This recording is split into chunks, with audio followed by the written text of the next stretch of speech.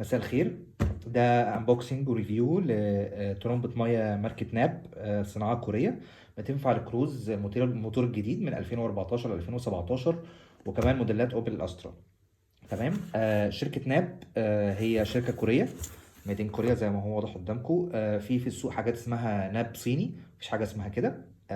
بتبقى مضروبة. الناب هي براند كوري، او الترمبة المية دي عامة كوري. فحتى هنا المستورد شركة خلفاء علي العسال. ده المستورد بتاعها. تمام.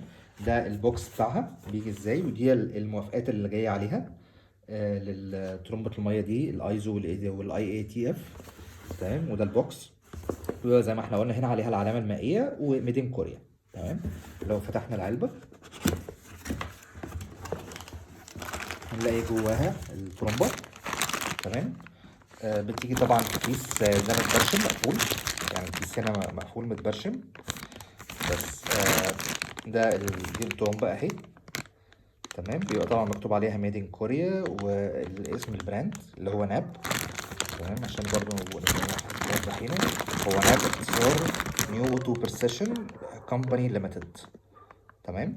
دي ترمبة المية اهي. طبعا احنا للأسف مش هينفع نفكها لأن هي متبشرة، فأتمنى يعني الريفيو ده يكون واضح شكلها عامل ازاي. دي الترمبة اهي.